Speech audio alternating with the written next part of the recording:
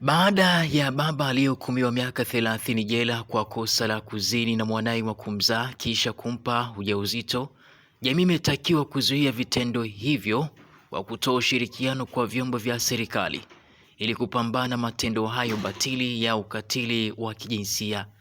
Afisa ustawi wa jamii katika kata ya Duga, wilaya ya Mkinga, ameshauri jamii kuendelea kutoa taarifa za matukio kama hayo ili hatua za kisheria ziweze kuchukuliwa.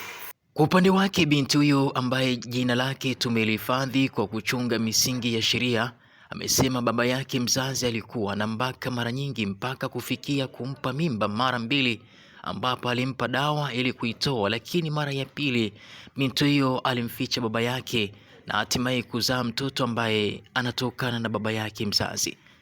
Mama wa binti huyo aliyebakwa amesema alikuwa akimgusia mwenza wake kuhusu tuhuma hizo, lakini alikuwa mkali kiasi cha kutoa vipigo kwake na kwa binti yake. Hivyo amesema serikali kutoa adhabu hiyo ni sawa, kwa kuwa akitoka pengine anaweza kuleta madhara zaidi juu ya tabia za ukatili. Langu mi jina naitwa Nasir bin Nasir, endelea kubaki nasi. Babake akija nyumbani basi ni ugomvi, ananianzishia mimi ugomvi kwamba wewe umemtorosha mtoto, wewe unajua yule mtoto mimi niko na malengo naye gani, sijui nini. Basi naenda hivyo. Tukakaa mwisho wa siku hiyo tumekaa ndani ya kazi, akazungumza akagomba, mwisho wa siku paka kaja akaniambia, unajua unakaa na mimi lakini mpaka sasa hivi mimi na wewe sina hisia na wewe.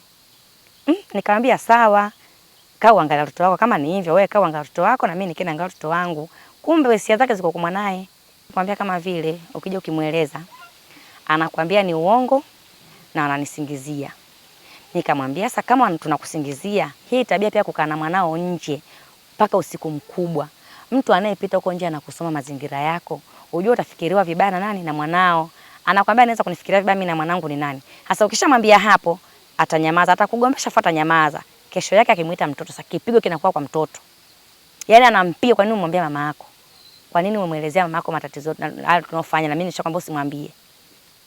Kwa hiyo ndio changamoto tulikuwa tunaishi hivyo. Lakini sio kama mimi hakuna mtu alikuwa anapenda kwamba afanywe tukio afu anyamaze tu. Hakuna anayependa, bali tulikuwa tunaishi hivyo. Na kama ilikuwa mda kazitumia dawa, hatujui. Kama mda kuna mizunguko yake mwenyewe alizunguka, sisi hatuwezi kujua kwa sababu mpaka mtu nafikia tu kila mtu anamuogopa kwenye mtaa. Unajua mtu ana mwenye mambo yake mengi. Kwa hiyo sio kama mda mimi sasa hivi nimemkasirika mpaka mpeleka baba yake. Hapana. Yaani mimi naona ni sahihi tu. Na hata kama serikali imeamua kumhukumu pia kumweka sijui miaka 30, wala mimi sijaona tatizo. Yeye uko ndo atafikiria, na hapo sasa hivi naongea akifikiria pia anafikiria kwamba nikirudi nitakacho anapo mwenye mwake sasa anafikiria kwamba nikirudi nitakao lifanya takuwa ni kubwa. Kifupi babangu alivyoanza changamoto, kwa sababu alianza nikiwa kwanza ni mdogo, pili naweza kusema labda ilikuwa sijitambui au sijielewi, ila ni kitendo ambacho alikuwa ananifanyia na kilikuwa siridhiki na moyo wangu. Alianza tangia 2015 tukio hilo nikiwa na umri wa miaka 8. Ila nilijitahidi kumwambia mama, lakini mama alikuwa anabaki kumwambia baba. Baba anamwambia mama kwamba hapana, hicho kitu sio kweli, akizidi anampiga. Basi lienda hivyo 2019 nilikuwa ninasoma darasa la 6. Alikuja alinitorosha nyumbani. Alivyonitorosha alinipeleka sehemu nikaenda kulala. Asubuhi akanirudisha. Nilipokuja nyumbani niliulizwa maswali, nilijibu nimeenda kulala kwa baba. Baba alivyosikia hakutaka kuelewa chochote. Kilichotokea hapo tu tulienda polisi. Tulifika polisi kule tukaambiwa jambo la nyumbani. Nirudi nyumbani. Ila nikasema hapana. Nikarudi nyumbani. Nikuja nyumbani baba alinipiga sana.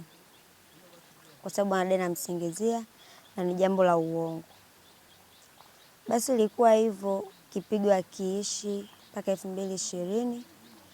2022 nimekaa siku naye nimefikiria, nikamwambia mama naenda shamba. Nikatoka nikaenda shamba. Ila nafika shamba alimkuta baba akiwa anafyeka. Sikutaka kusogea kule aliko, nikaenda upande mwingine. Ila nafika baba alikuja kule, alikuja alinifumba mdomo, kwa sababu shamba ni mbali kidogo. Alinifumba mdomo na kunivua nguo na kunibaka. Nikarudi nyumbani nikiwa nalia, nikamwambia mama.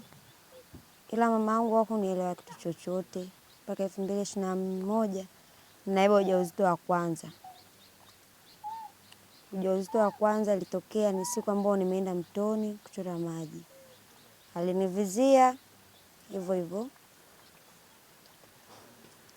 Alivyonikuta mtoni nachota maji na inama, alinifumba mdomo na kunichukua na kunipeleka sehemu nyingine zisizoeleweka ambayo ni sehemu ya kichaka. Alinivua nguo pia na kuniingilia kimwili. Badala ya hapo nilipata ujauzito wa kwanza. Ujauzito ule nikakaa nao mpaka unafikia miezi 4. Nilimwambia kwamba mimi ni mjamzito. Ila alichokifanya alikuja akanipa dawa. Nikajikuta naumwa sana na tumbo. Badala ya hapo nilizaa. Na kifupi tuseme nilizaa, maana nilizaa mtoto akiwa bado ni mzima. Ila baada ya masaa machache alifariki. Alikuwa ni mtoto wa kike. Nikakaa 2021 ile nikaiba mimba nyingine. Ndio nikakaa nayo mpaka nafikisha miezi 7 ndio nikazungumza kwamba ni mjamzito wa miezi 7. Nikakaa, alikuwa akija na vitu akitaka kunipa, mimi nakataa. Nasema sitokula, sijisikii kula. Ila nimekaa kwa muda mchache sana. Nikajifungua mtoto ambaye ni Morita. Mpaka sasa mtoto ana umri wa miaka 3 na miezi 2.